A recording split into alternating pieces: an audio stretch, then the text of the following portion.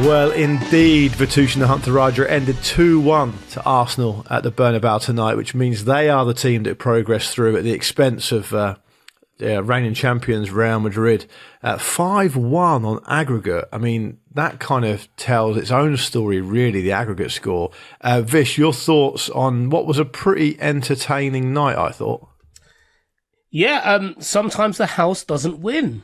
And sometimes right, exactly. You get out of Dodge with, your... It's like Ocean's 11. Yeah, with your wallet and watching, in tow. No, it was a really impressive display over both legs, and particularly this leg for different reasons, given that there's a lot more game management involved. There is even, we talked about it on Wednesday's show. There's an element of, look, don't play Real Madrid's game of fearing what they are historically, and even on the pitch in that kind of environment, just letting the occasion and the noise get to you.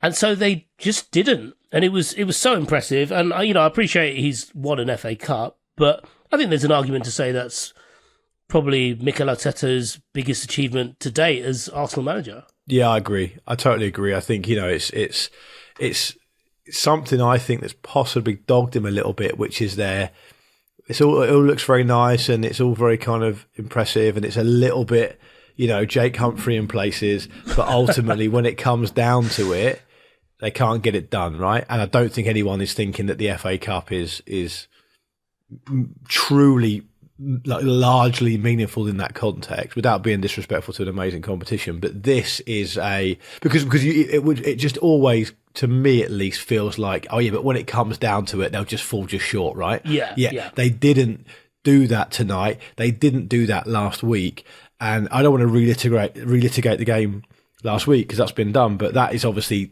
the prologue to what we saw tonight, and that is really the context in which we're viewing this game. And I thought it was an absolutely ideal scenario early on for Arsenal. Kind of everything went through Saka, who basically kind of terrorised Real Madrid straight away from the off. And then you think, they win a penalty. You think, oh, this is perfect. This will just relax everyone nicely. A 4-goal deficit is truly massive. And then Bukayo Saka delivers, strangely enough, not the worst penalty of the night, because that was Everett Chiese at St James's Park for Crystal Palace, but certainly a penalty not befitting of Europe's premier club competition, and fluffs his lines. And then that kind of amazing chance to bang that nail into Real Madrid's coffin is completely missed. It almost is in danger of becoming a turning point in the tie, because they start to enjoy some possession, Real Madrid. But then that frittered away as well, I thought, because I just felt like Arsenal were in a luxurious position of being able to be in control, and Real Madrid came across as a bit desperate, a bit try hard, a bit trying to, almost like overly physical, overly forcing things, which of course then played into Arsenal's hands, I would say. Yeah, 100%. I think as soon as Saka misses that penalty, and the way he misses that penalty, surely the majority of people watching were thinking, oh, okay, it's that kind of evening. This is how it goes. Yeah. Did you understand the logic behind how he took that penalty? No. Okay, because I think it's pretty sound. It's just the execution was terrible. Because talk to me. Well, if you're someone who, and let's use the word strike here in the sense of, actually running up and hitting the ball hard. If that's how you score your penalties, then no one's going to expect you to Panenka a ball in that situation where there is so much pressure. But the flip side of that is he clearly hasn't practiced it enough, because the technique was bad and the pressure had clearly got to him because the execution was bad. So... Other than, I totally understand the logic behind it, but what a time to try and do it, especially when Real Madrid get the penalty as well. I'm like, oh wow, this is terrible. Come on to that, because there's a little bit of a flashpoint there in terms of how it was handled. But the Saka penalty, the reason I said no, I wasn't trying to cut you off or being dismissive. It was more just, to my mind, there's two ways to take a penalty, right? One is you do your process. You must think about the classic Harry Kane way of doing it. This is my process. This is what I'm doing today. practices 10 or 15 of them, whatever, during the week and puts them in a certain spot, but he mixes it up. But the process is the same. It's almost that Johnny Wilkinson influence, kind of go through the motions and nothing can go wrong, reducing the variables. Or there's the other way we see, which is quite common, where players now, they like to look at the keeper, see which way his weight is distributed and go the other way. And either of those are absolutely fine. I felt like this was neither. It was kind of fell between two stools. I think it got to him a little bit. And, yes, he fluffed the lines. Yes, I totally agree the execution was poor. I think you have to commit to one or the other of those two techniques I've described, and I don't think he did that. So that would be my justification, really. Yeah. But yeah, the Real Madrid penalty, when they get awarded it, because obviously it was eventually ruled out by VAR. Which the process in that, Vish, is like, so I know it's boring, and people listening to this on their way into work in the morning are going to be like, fucking just get over it kind of thing. I get that it's boring chat, but like, it is a massive part of the game now. And I just don't see how anyone can see or think that that's acceptable players conditioning, because I mean it causes injuries, it must do, and for the fans as a spectacle. Like, it just, there's no need. I think it was about 6.5 minutes, and there's no need to lose such a massive part of the game to something that is quite, to me at least, quite straightforward. The referee should know his own mind. He should know that this is why I've given this penalty. Yes, I'm happy to go and have a look at the monitor. I don't need to see it over and over again. It took him ages to even send him to the monitor, which I thought was just really confusing. But look, ultimately, I do think that the right decision was come to. Did you? Yeah, definitely. I'd also add onto what you've just said there that I think it dissipated a bit of the tension from the game as well, because it went on so long that the players were letting their guards down and having quite what seemed to be, from us watching anyway, quite amicable conversations on the field. Which me and Roy Keane don't like to see. No, exactly. You have nothing to say to them. You should basically go back in your trenches, dig in, get your foxhole squared away, and put your helmet on and wait for it to start again. That's what it's the only acceptable thing. They should have all gone into their own goal with their backs to the opposition players and refused to acknowledge their very existence. But I do think you hit on something there, because one thing I did want to bring to the table tonight is that and maybe it was partly informed by this, or at least Arsenal didn't have any control over this specific incident, but it kind of lent itself to what they wanted to do, which I thought was number one game plan, was just to stop Real Madrid getting any momentum whatsoever. So break the play up, repeatedly draw fouls, take your time over set pieces. Obviously, David Raya gets a booking for the first half for doing that, but it happened all over the pitch. I actually thought it was pretty close to a masterclass in terms of a clever tactic, because the one thing that you will absolutely need to turn over a deficit of this magnitude, even if you're Real Madrid at home with all the history that comes along with it, is you need momentum. You have to be able to hit the momentum. And I would go so far as to say, even if Real Madrid scored early, based on how Arsenal were approaching it, they still would have found it really tough, because Arsenal was so physical, like a much more physical team than Real Madrid, even though Real Madrid have got players here and there who are physically impressive. It would have been very, very difficult for Real Madrid to break out of that, Yeah, definitely. I mean, we were talking about it on the WhatsApp group, but Bukayo Saka was basically playing like a front man in many ways in terms of his hold-up play. He was magnificent. Yeah, and I think the important thing to mention about the management as well is, like, yeah, they were drawing fouls, but Real Madrid seemed all too willing to give them fouls. Yeah, because they were trying too hard. Yeah, you touched on it on the start. There was a level of desperation there that you don't really associate with them, and it was almost like everything they talked about in the lead up to this game, whether it was Bellingham last week, whether it was Bellingham yesterday, whether it was Bellingham. Whether it was Ancelotti the day before as well. Even the Real Madrid Twitter account, the X account, putting that post about 90 minutes is a long time at the Santiago Bernabeu. Like, they almost tried to talk it up, but then just couldn't really deliver it. Their performance belied the this is just what we do kind of attitude that they've come into the game trying to push. Yeah, and I think you saw that in players like Jude Bellingham. Actually, I thought Bellingham cut a very frustrated figure. You tried to get amongst it, I mean, he's got a bit of that about him anyway, which I think adds another dimension to his game, actually, because the way he plays, you don't often see a player that graceful being quite so tough, but he is pretty tough, and that's definitely part of his makeup. But I thought he got too involved. But I also think, it's easy to say, because I would say that what Jim said on the show on Wednesday about Partey and his ability, and Marcus was saying it as well, the ability to screen, and he was brilliant. But Rice and Saka were just both unbelievable. I mean, I there's probably a better midfielder in the world than Declan Rice, but I can't think who it is based on what I've seen over his last two legs. I mean, he just can do absolutely everything. He seems to be everywhere all the time. Like, he's like, I'll tell you, he's like Vish. You're like this. So you're the only person in the Ramble I can make this reference to. He's fucking John T. Rhodes, that bloke. Explain that to the listeners who don't like cricket. You know what? I think you've done him a bit of a disservice there by calling him John T. Rhodes, because I think there is more. John T. Rhodes is basically a South African cricketer from the 90s, early 2000s, who was an incredible fielder and would be put in hot spots to essentially influence the game from the field, which is quite a hard thing to do. And so I can see that comparison with Declan Rice. But I mean, Declan Rice is an all-rounder. Declan Rice does it all. Yeah, okay.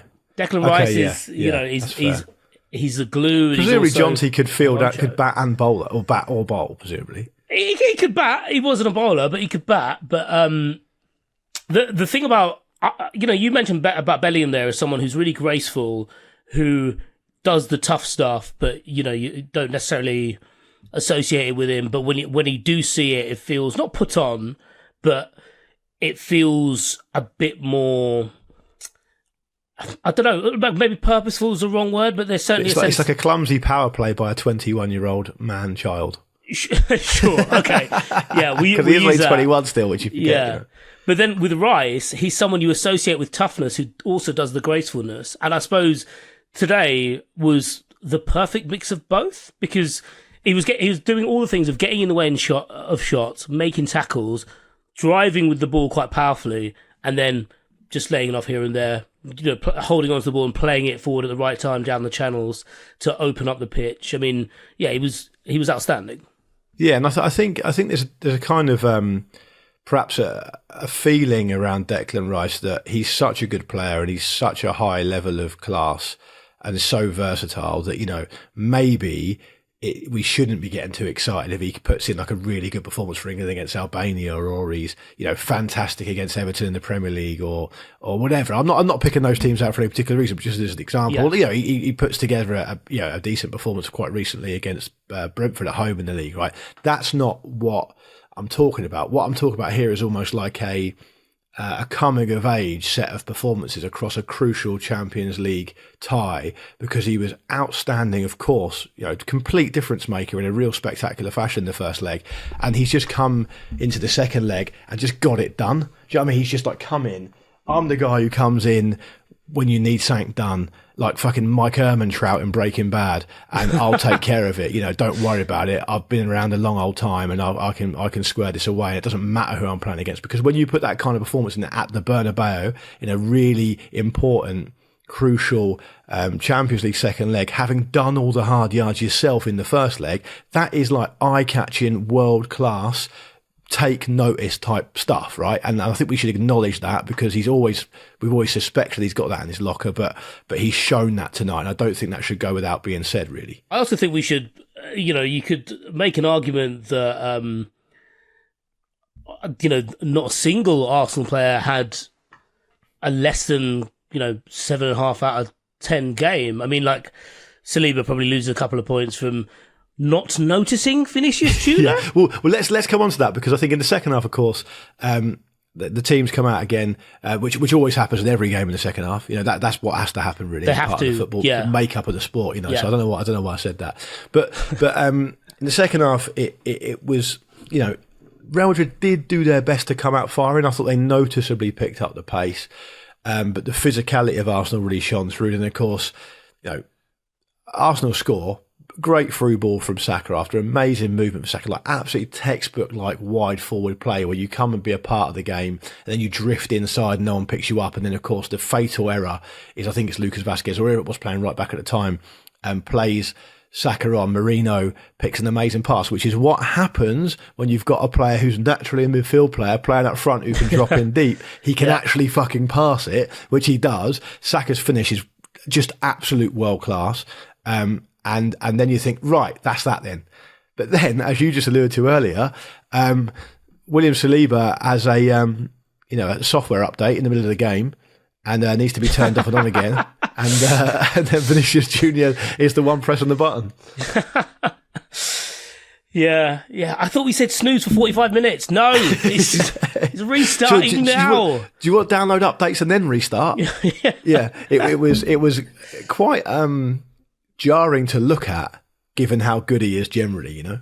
Well, there was a moment in the first half where Mbappe's in the box, one of the few times he's in the box, standing up a defender, and he does his usual set piece, and Saliba, almost like, I don't know, in the way that you might do with your son, just, stop him from crossing the road early, just steps in front of him and is like, no, let's just shepherd this out for a goal kick, and off you go. And Mbappe turns around and is jogging back to the edge of the, outside the box, quite sheepishly, an element of like, well, if he's going to do that, what else do I have? I don't know. That's my thing. Yeah, exactly. And but the thing was, Vish, it's like almost like the exception proved the rule, didn't it? Because that's the only moment, really, where Arsenal looked uncomfortable. You can't really think off the top of your head any real meaningful saves they were had to make. I mean, I know Real Madrid kind of did hustle and bustle and toiled their way to a certain amount of shots, but the real key stat here, I think, is that they had 18 shots in total according to Opta, but only 3 of them were on target. And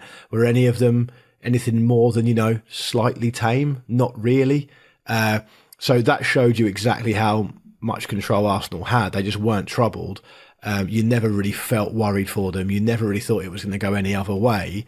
And then, obviously Martinelli places a lovely little cherry on top of proceedings, and then that's that, isn't it? So, yeah, in all, a kind of incredible coming of age performance for Arsenal. I think we could both agree on that. But I guess what I'd like to kind of ask you is, at what point do we say, okay, they've now got to follow it up, because they're obviously playing PSG next, who have been one of the standout teams in the Champions League this season, or do we say on its own merits this is a notable showpiece kind of hallmark thing that they've done here? Well, I mean, that is the problem when this is the kind of discourse that we just end up having in football, full stop, because this is the big game that Arteta has shown that he's capable of winning, but PSG is the bigger game now. Then after that, there's the final, if they get there. So, I mean, the thing we should say is, over the course of 2 legs, they've been excellent, outstanding, and at the same time, I thought Real Madrid have been a little pathetic, really. Yeah. They certainly seemed... that's a fair point to make, actually. I think that... So before we go on to what kind of Arsenal do next, maybe we should talk about that a little bit, because, Ancelotti's got this reputation, rightly so. No one's gonna question that, and nor should they, because he's basically, if football had a royal family, he'd probably be, if not the king, at least the playboy, brother of the king. Prince Harry during the early 2000s, that kind of thing. I think he's more than that. Yeah, I think that's disrespectful even to Ancelotti, that, because Prince Harry got no beef with the guy, but he's not really achieved anything. Fergie? Yeah. I can definitely see Ancelotti nibbling on Jose Mourinho's. Jose Mourinho's Prince Andrew in this thing. It doesn't really make any sense. You can't do that. Can't really associate anyone with him, so scratch that. But the point being that Ancelotti's reputation is gigantic, and it's gigantic because he's just won loads of Champions Leagues as a player and a manager. But at what point do you say, do you know what, across 2 legs here, against a team that are no doubt a good team, but aren't dominating domestic football in their own country and haven't won the Champions League at all, why did you have no answers to what they were asking you? Yeah, why did you come into this game, this second leg in particular, and think, Arsenal really good at set pieces, really solid defensively, have basically got like an average backline height of, I don't know, 6'3", which at Kirill goes to like 6'2.5". We should probably cross it. We should probably cross it from deep, I reckon.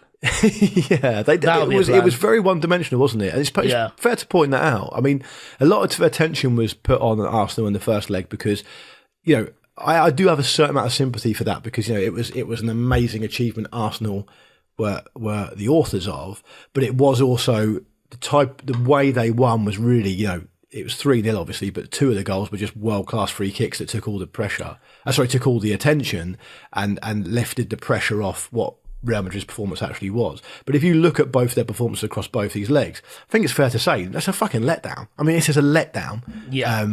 But given the players they've got and the history they've got in this competition, I tried to get a bit of sympathy from Andy Brassel in the WhatsApp group about whether Ancelotti should have potentially played Modric because I'll tell you what, I know he's 39 and I know he can't give you perhaps 90 minutes of intense football, but I think given that he hadn't actually played since the first leg at all, so that's 8 days ago, he could have given you even just 45 minutes of control, and that might have moved the dial a little bit. Arsenal might have got a little bit twitchy, and I just felt like they went for physicality against the Premier League team, which I kind of understand, but if they'd gone for perhaps a bit of control from Modric from the start, Arsenal might have got frustrated maybe. Yeah, I know what you mean. That would have always been presumably it would have been the thing that Ancelotti was weighing up in his head, aside from, which cigar to smoke before the start of play. Yeah, maybe he's just fucking giving up. He's giving up. I fucking don't care about this anymore. I'll do it, but I'm not bothered. Look, you just put all the expensive players on that. That usually works, Yeah. But I know what you mean. I wonder if, with the benefit of hindsight, maybe the first 45 would have been better than the second 45 if he was deciding on one or the other, if those were the two options that he was weighing up. Because, in the end, he ended up doing neither because of how the game panned out. But, yeah, it was...